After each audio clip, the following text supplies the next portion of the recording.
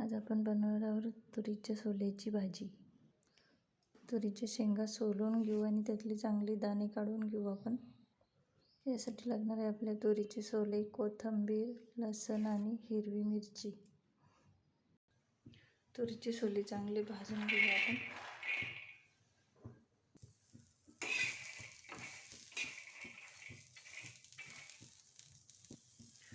तुरीचे सोले आणि हिरवी मिरची चांगली भाजून घेऊ.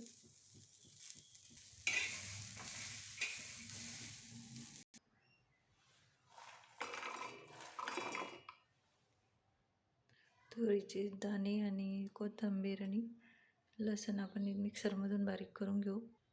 हे मिश्रण आपलं चांगलं बारीक झालेलं आहे. आता कढईत तेल टाकून घेऊ, जिरं टाकून घेऊ,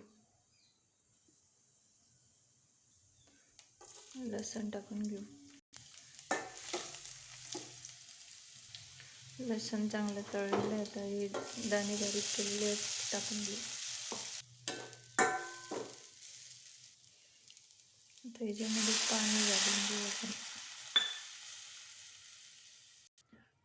2 वाट्या पाणी घालून घेऊ.